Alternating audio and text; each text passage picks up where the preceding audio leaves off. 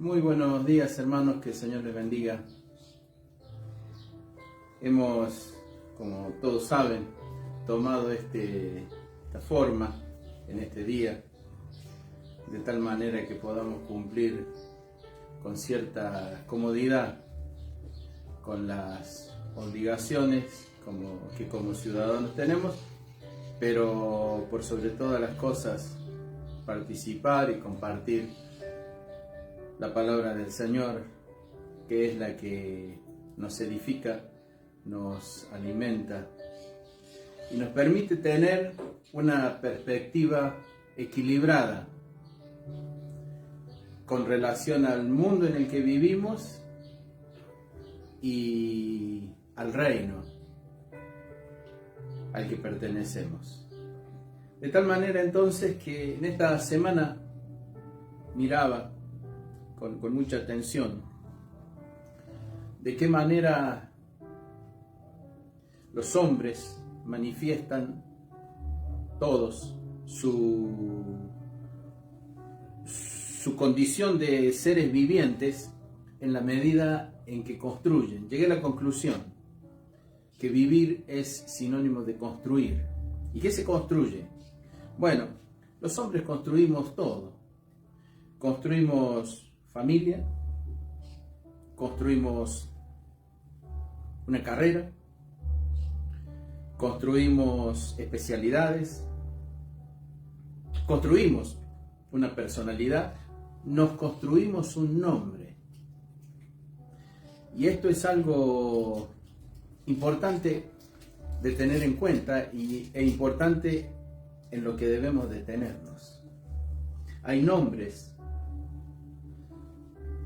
que su sola pronunciación definen cosas muy importantes.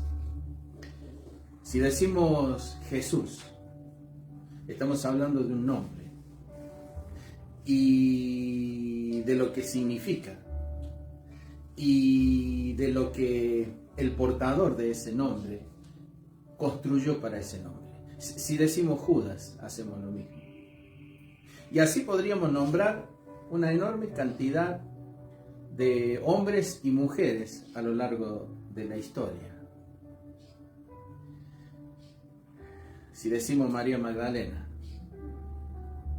si decimos la mujer samaritana, o si decimos Lucrecia Borgia, estamos señalando a mujeres que construyeron ese nombre, y ese nombre es el resultado, hoy es el resultado, de las convicciones, los propósitos y los actos que tuvieron en su vida.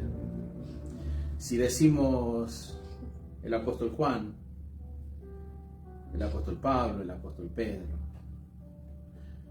o si decimos Gengis Khan o Hitler, también estamos dando nombres y estamos señalando construcciones que sostuvieron, que sostienen aún esos nombres, con significados distintos, pero construcción de nombres igual.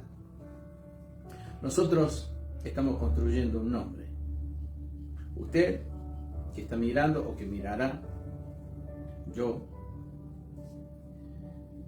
Y la pureza, la solidez, la importancia, el buen recuerdo de ese nombre, los resultados van a trasladarse por años. Ayer se celebró el Día del Maestro. ¿Y por qué? Bueno, porque hubo un hombre que en términos de enseñanza, de procurar educación formal, en términos de inversión para la educación, se destacó en Argentina. Se llamó Domingo Faustino Sarmiento. No fue perfecto. En realidad se trató de un individuo muy difícil, pero marcó algo y su nombre es sinónimo de algo. Entonces, la construcción, cuando me refiero a nuestro nombre, tiene que ver con el significado que tendrá. Por eso dije al comienzo, si decimos Jesús, estamos significando algo. Estamos transmitiendo un perfil, una perspectiva.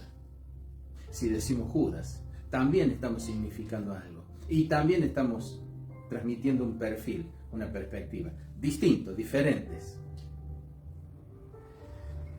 Pero una perspectiva y un significado al fin. Nosotros estamos haciendo lo mismo. Algunos ya estamos finalizando la carrera. Quedará algún poco de tiempo más o menos. Pero hay muchos jóvenes, varones en especial, que al menos mirando lo que es normal, lo que es habitual, tienen una proyección de vida, una proyección de tiempo de vida importante. Lo que hay que hacer, lo que deberán hacer, lo que aconsejo que hagan, es definir qué va a significar su nombre cuando, si el Señor les da vida, lleguen a los 60 o a los 70. Comenzando con los varones jóvenes de la iglesia. Y es una pregunta directa. ¿Qué va a significar tu vida, muchachos? ¿Qué va a significar tu vida? En realidad, tu nombre, como reflejo de tu vida, tu nombre, ¿qué va a significar dentro de 30 o 40 años? Y no hablo de la no comisión de equivocaciones, errores.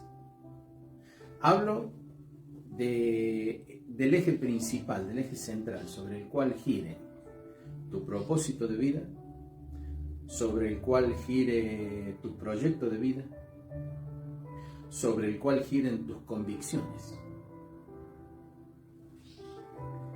La vida de los hombres y mujeres en este mundo solo es posible dibujarla, si me permite la expresión, por medio de las decisiones que se toman. ¿Qué decisiones estás tomando? Porque eso va a dibujar, va a perfilar tu vida. Y esas decisiones van a escribir y van a dar significación a tu nombre. Por eso dije, si pronunciamos el nombre Jesús, estamos delineando una figura, una personalidad, un propósito, una acción. El pago de un costo para que ese nombre signifique. Y cuando decimos Judas, en el extremo opuesto, también hablamos de un trabajo, de una serie de decisiones, del pago de un costo para que ese nombre signifique lo que para nosotros significa hoy. Quiero que me acompañe, o quiero invitarle en realidad a que me acompañe, a leer un texto que se encuentra en el capítulo 11 del libro de Génesis. Génesis, capítulo 11. Dice la palabra del Señor: tenía entonces toda la tierra una sola lengua y unas mismas palabras. Y aconteció que cuando salieron de oriente, los hombres, hallaron una llanura en la tierra de Sinarí y se establecieron allí. Y se dijeron unos a otros: vamos, hagamos ladrillo, cozámoslo con fuego. Y les sirvió el ladrillo en lugar de piedra y el asfalto en lugar de mezcla. Y dijeron: vamos, edifiquémonos una ciudad y una torre cuya cúspide llegue al cielo, y hagámonos un nombre por si fuéramos esparcidos sobre la faz de la tierra. Y descendió Jehová para ver la ciudad y la torre que edificaban los hijos de los hombres. Y dijo Jehová: he aquí, el pueblo es uno, y todos estos tienen un solo lenguaje y han comenzado la obra. Y nada les hará desistir ahora de lo que han pensado hacer. Ahora pues, descendamos y confundamos allí su lengua, para que ninguno entienda el habla de su compañero. Así los esparció Jehová desde allí sobre la faz de toda la tierra. y dejaron de edificar la ciudad. Por esto fue llamado el nombre de ella Babel, porque allí confundió Jehová el lenguaje de toda la tierra, y desde allí los esparció sobre la faz de toda la tierra. Cuando ocurre esto, o los hombres a los que se refiere en este capítulo, son los hombres postdiluvianos, los que nacieron después del diluvio. Son todos descendientes de Noé, de sus hijos y de sus nueras. Atrás del diluvio, había quedado el resultado primario de la desobediencia del hombre. Pero cuando nos detenemos a mirar lo que fue el propósito de Dios al crear al hombre, vemos que en el comienzo Dios pensó en la intimidad que debería hacer, que debería crear al hombre a su imagen y conforme a su semejanza, y así lo hizo. Luego, la Biblia, Génesis capítulo 1, 26 al 28, nos hablan del propósito de Dios para que señoreara sobre todo lo creado. Pero, como además debía mantener la tierra, debía no solo guardarla, sino debía extenderla, al huerto debía extenderlo, era necesario que se multiplicara. Por eso, dice la Biblia, varón y hembra los creó.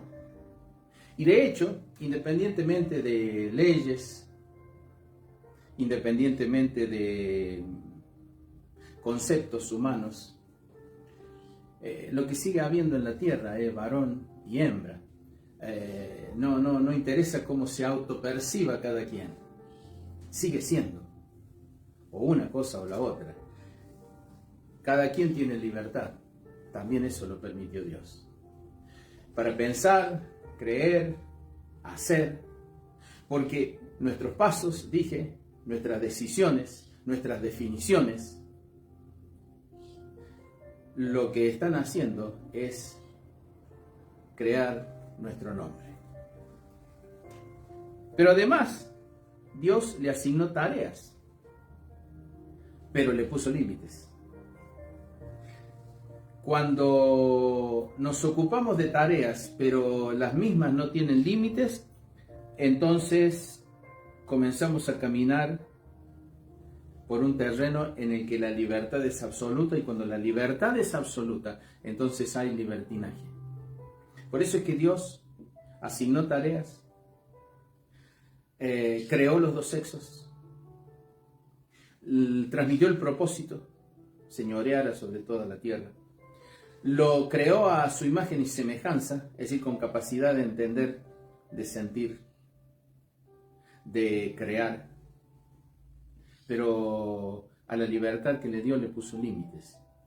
El límite fue: de todo árbol del huerto podrás comer, mas del árbol que está ahí en el centro, el árbol llamado del conocimiento del bien y del mal, de ese no comerás. Ese fue el límite. Los límites a veces se exteriorizan en formas materiales, pero en realidad los límites son morales. Nosotros ponemos límites, cercamos nuestras casas, cerramos nuestros automóviles con llave, ponemos trabas electrónicas, seguros, alarmas, pero en realidad los límites son siempre morales. Ningún hombre debiera, y ninguna mujer, trasponer los límites de lo que no es suyo. Ningún hombre debiera cruzar el límite que tiene que ver con otra mujer o con una mujer ajena. Ninguna mujer debiera hacer lo mismo. Ningún hombre debiera trasponer el límite de la casa de otro e ingresar a su vivienda. De tal modo entonces que los límites siempre son primeramente morales, luego son materiales. Y se hacen materiales porque los límites morales se transgreden y pareciera que no se dejan huellas, pero se dejan huellas. de la misma manera que para romper, para cruzar un límite material, se dejan huellas. Pero además de pecar, cuando el hombre cae allí en el huerto, porque rompió el límite, y el límite no fue material, fue un límite moral y fue un límite espiritual. Cruzó una raya invisible, pero que realmente existía. Además de esa caída, que la Biblia le llama pecado, ocurrió algo desconocido, que se adquirió por desobediencia.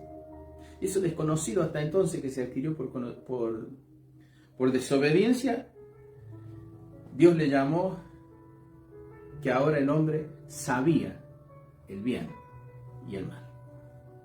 Entonces, cuando esta transgresión se produce, cuando el conocimiento del bien y del mal se hace una realidad, empezaron a suceder cosas serias. El libro de Génesis relata el primer homicidio, no del que se tenga memoria, el primer homicidio que ocurrió. También nos muestra que los hombres comenzaron a tomar más mujeres que la esposa única que debía tenerse. Capítulos 5, 6 de Génesis nos hablan de que la humanidad se había corrompido, que la tierra se había llenado de violencia, y solo nos toca mirar lo que está ocurriendo en Argentina y en muchísimos otros países, la violencia, la cantidad de muertes que se producen. En consecuencia, Dios dispuso el diluvio. Se había corrompido toda carne, y dice la Biblia, el pensamiento de ellos, de los hombres, de los seres humanos, era de continuo solamente el mal. Y Dios descarga el diluvio. Tras el diluvio, salen del arca Noé, su esposa, sus hijos, las esposas de sus hijos. Había muerto toda carne.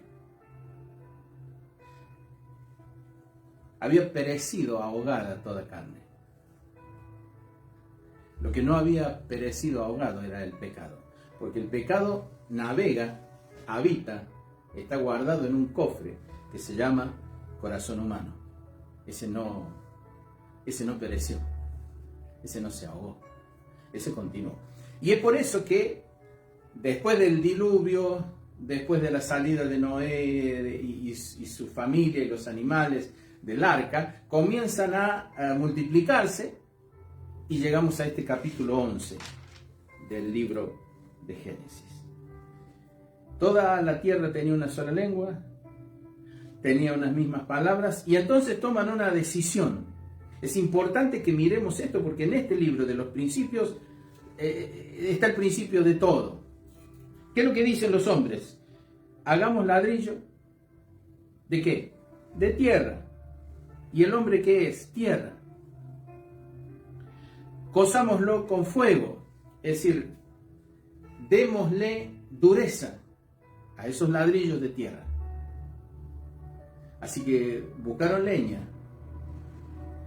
hicieron grandes hornos y los cocieron allí. Pero luego había que pegarlos. Había que lograr que un ladrillo se asentara sobre el otro, y entre medio hubiera una materia plástica que los contuviera y que luego se endureciera pegando uno con otro. Y entonces encontraron el asfalto, porque en esa llanura de Sinar había pozos petrolíferos que brotaban en la misma zona de donde sale gran parte del petróleo que mueve el mundo, la Mesopotamia. Y encontraron que entonces, poniendo el cimiento sobre la tierra, haciendo ladrillos de tierra, pegándolos con la materia que por siglos estuvo en descomposición, pero que ahora afloraba en la forma de asfalto, se los podía pegar. Y eso fue el mecanismo para construir. Pero se dijeron: edifiquémonos una ciudad, una torre, que llegue su cúspide hasta el cielo y hagámonos un nombre, el deseo de nombre. Es decir, desde los mismos comienzos,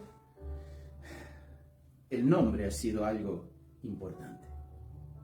Los grandes políticos en la historia del mundo, los emperadores, los grandes reyes, en general, todo lo que es relacionado con la vanidad, con el poder o con lo intrascendente, aunque a la vista parezca importante, siempre lleva consigo el sello del propósito de esas personas de construirse un nombre. Por eso es que el Señor Jesucristo, cuando transmite directivas a sus discípulos, les dice: si alguno quiere venir en pos de mí, no hágase un nombre, niéguese a sí mismo. Porque en ese caso, el nombre lo proporcionaría Dios. Pero el ser humano natural quiere hacerse un nombre. Quiere destacarse en la ciencia, quiere destacarse en las artes, quiere destacarse en los deportes, quiere destacarse en la moda, quiere destacarse en la política, quiere destacarse en la economía. Quiere hacerse un nombre. El resultado de esto es conocido. Un detalle más. Había una perfecta unidad entre los hombres. Y esto nos muestra que la unidad entre los hombres no es necesariamente aprobada por Dios. Porque lo que habían hecho los hombres era dejar afuera a Dios.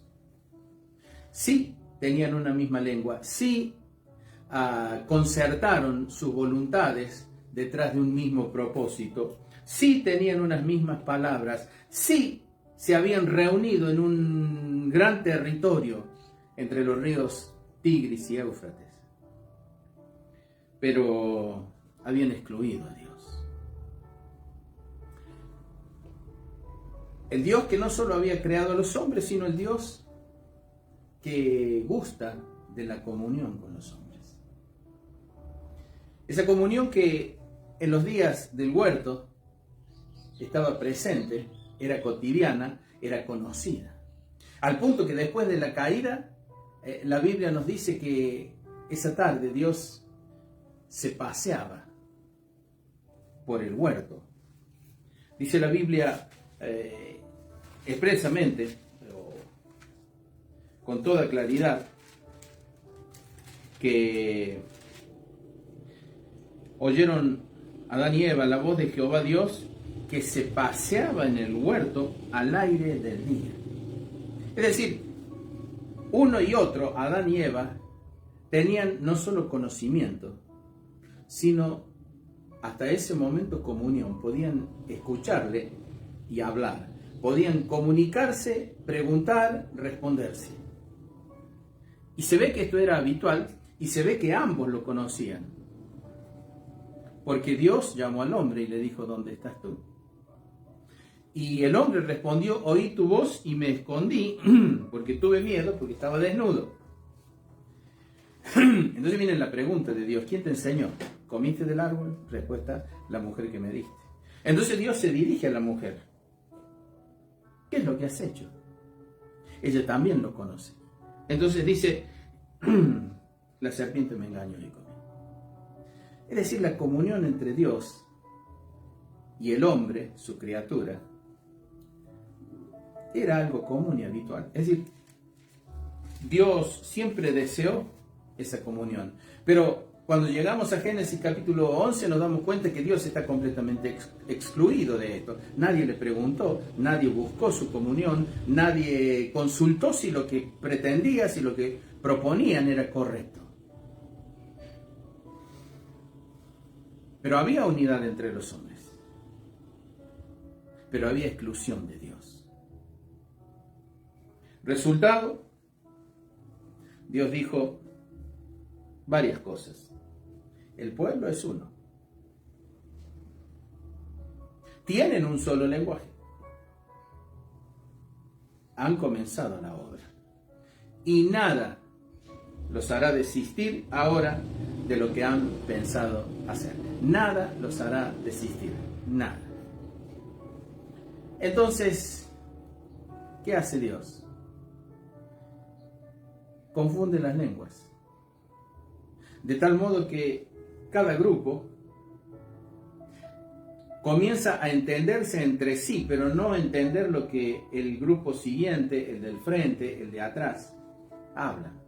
Así que comienza a producirse una diáspora, más que diáspora, comienza a producirse una separación, según el lenguaje. Y entonces la obra, la gran obra, que habían pensado, queda sin terminar. Allí quedan los ladrillos, allí quedan los grandes hornos, allí quedan los cúmulos de leña sin utilizar y los restos de ceniza. Allí queda a medio construir la ciudad y la torre con la cual pretendían llegar al cielo. Y allí queda el nombre. Allí queda el deseo de un nombre.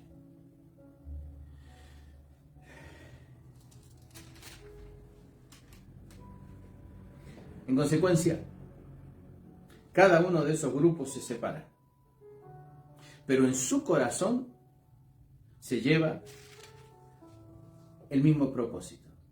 Cada uno quiere edificar una ciudad para protegerse de aquellos a los que ya no entienden. Cada uno quiere construir una torre que llegue al cielo, es decir, cada uno quiere construir su propia religión. Y cada uno quiere construir su nombre. Luego, cuando miramos nuestros días, básicamente se entienden de la misma manera. El deseo de hacerse un nombre, hace que grupos de hombres intenten prevalecer sobre otros grupos de hombres. Dentro de las naciones ocurre, ideologías políticas avanzan, atacan, transgrediendo leyes morales o transgrediendo leyes escritas contra otros grupos a los que no toleran porque son disidentes, porque no piensan como ellos. Los encarcelan y los matan. Ocurre en Cuba, ocurre en Nicaragua, ocurre en Venezuela, ocurrió en Argentina, en Uruguay, en Chile, en Bolivia y en tantos otros países. Ocurre en Pakistán, en Irán, Corea del Norte. El deseo de hacerse un nombre y el deseo de avanzar en contra de quienes no quieren ese nombre y de quienes no quieren la cúspide que cada uno de estos hombres lleva en su corazón, o la torre cuya cúspide quiere que llegue al cielo, o sea, su religión. Todo esto está pretendiendo imponerse a sangre y fuego. El islamismo avanza. Y el que no lo acepta en el territorio por donde va pasando, las personas que no lo aceptan mueren. Son masacradas, encarceladas, lastimadas. Porque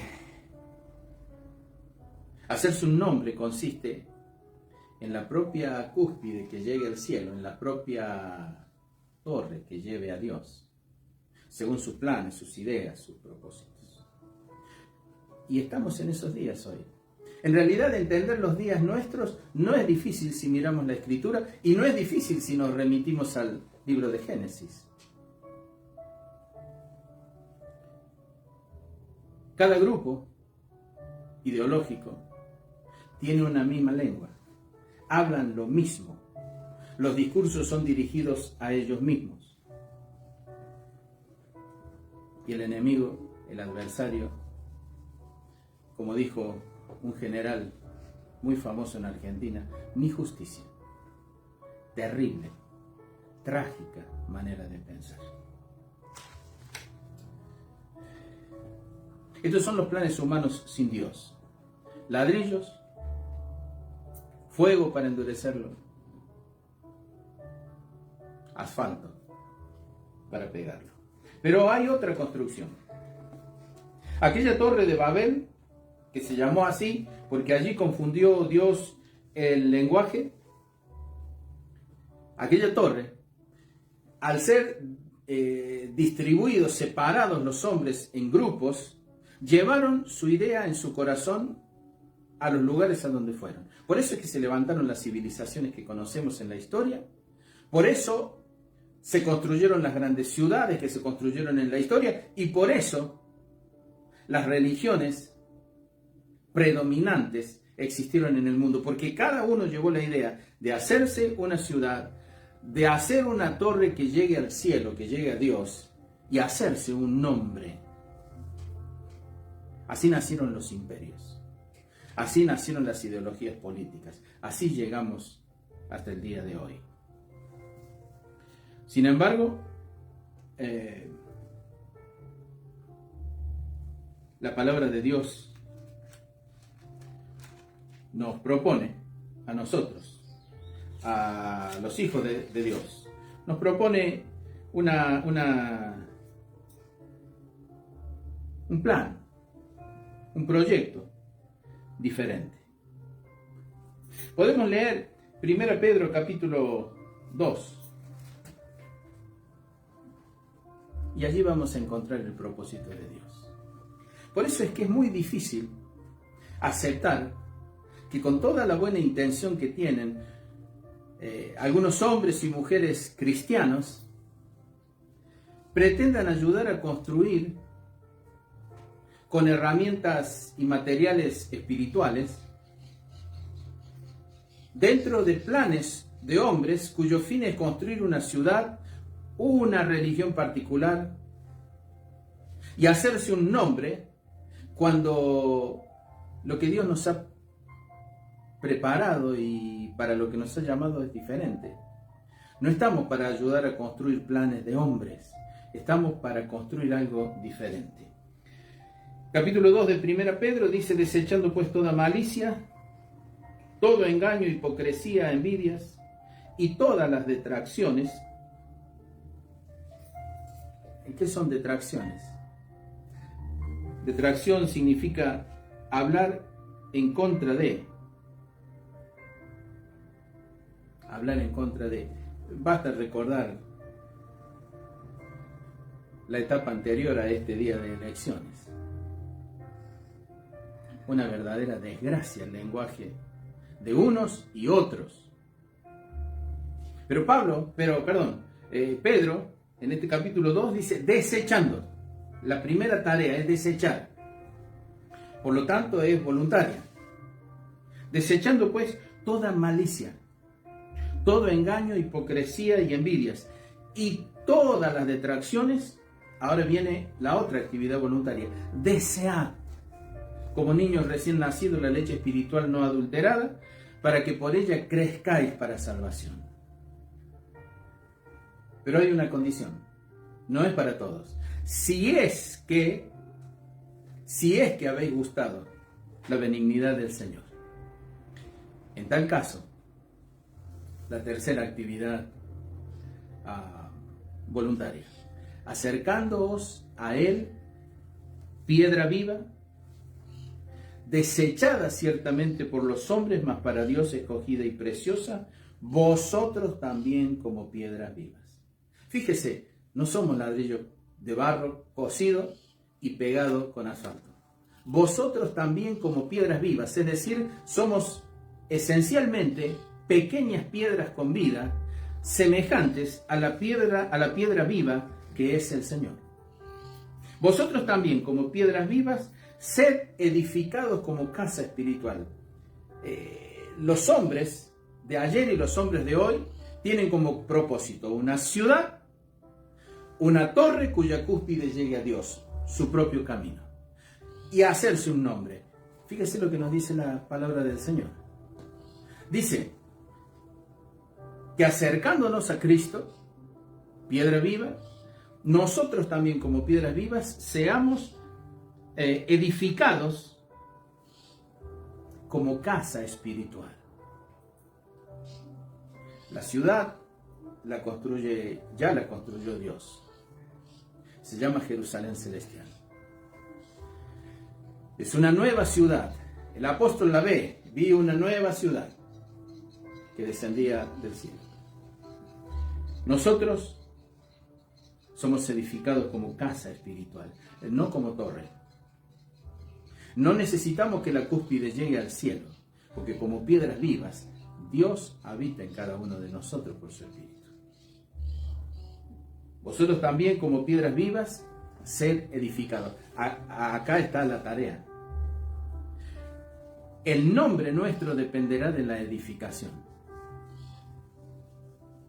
Algunos se llamó Jesús. Significa Salvador. Eso es lo que hizo el Señor. Ese fue su nombre ministerial, Salvador. Pero luego hubieron un sinnúmero de nombres. Fueron edificados. Fueron piedras vivas, edificados sobre la piedra viva que es Cristo. Pero al ser edificados, adquirieron nombre. El nombre tiene que ver con el ministerio, tiene que ver con el llamado, tiene que ver con la aceptación de lo que Dios puso en cada uno. Cuando Pablo se despide de la iglesia en Roma, en su carta a los romanos en el capítulo 16, empieza a dar nombres. Saluden, dice, a Priscila y a Aquila, mis colaboradores. Ese era el nombre, colaboradores. No es un nombre menor, es un nombre. Pero agrega, que expusieron su vida por mí. La palabra griega para exponer significa pusieron su cuello debajo del hacha. Es decir, se arriesgaron el todo por el todo, se jugaron la vida. Saluden también a la iglesia de su casa. Saluden a Epeneto, amado mío, que es el primer fruto de Acaya. Ese era el nombre, primer fruto. Saluden a María, la cual ha trabajado mucho. Ese era el nombre, una trabajadora. Una trabajadora que no se cansaba. Saluden a Urbano, nuestro colaborador. Saluden a Apeles, aprobado en Cristo. Ese era el nombre de Apeles. Sí, legalmente se lo conocía como Apeles. El nombre, a causa de las decisiones que tomó, era aprobado en Cristo. Saluden a Trifena y Trifosa, dos mujeres de la iglesia, las cuales trabajan por el Señor. Es decir, sus decisiones, su edificación espiritual, sus actitudes, sus prioridades, son las que daban su nombre. Son las que le daban nombre. Han trabajado mucho por el Señor. Saluden a Rufo, escogido en el Señor. Ese era su nombre, escogido en el Señor. Y así sigue. Acercándonos a Él, piedra viva, ustedes también, como piedras vivas, sean edificados como casa espiritual y sacerdocio santo para ofrecer sacrificios espirituales aceptables a Dios por medio de Jesucristo. Este acto, este propósito para ofrecer a Dios sacrificios espirituales aceptables por medio de Jesucristo es lo que nos diferencia de los miles y miles de grupos que están queriendo construir su propia ciudad, que han construido su propia torre mediante la cual por su propio camino quieren llegar al cielo y se están construyendo un nombre. Lo que llaman diferencias ideológicas en realidad es simplemente la búsqueda de hacer prevalecer un nombre. Ocurrió a lo largo de los siglos. Ocurrió en la Rusia leninista, estalinista, hasta hoy. ocurrió en la Alemania de Hitler, en la España de Franco, en la Italia de Mussolini, también en la Argentina, y también hoy está ocurriendo. La lucha ideológica. ¿Por qué existe la lucha ideológica?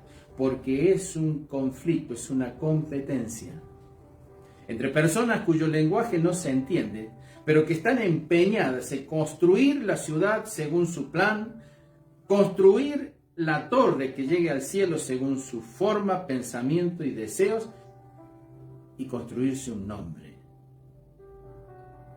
Pero la pregunta que nos tenemos que hacer es, ¿y después del nombre qué? Tenemos grandes mausoleos en el mundo y en Argentina.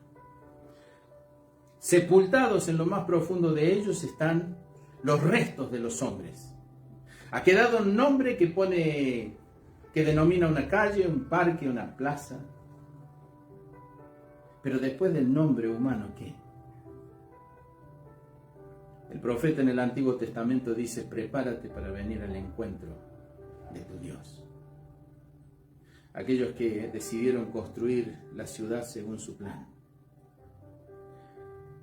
edificar la torre según su propósito, para llegar a Dios por su camino. Los que quisieron construirse un nombre y ya no están. Ya comprobaron que ese nombre de nada les sirve.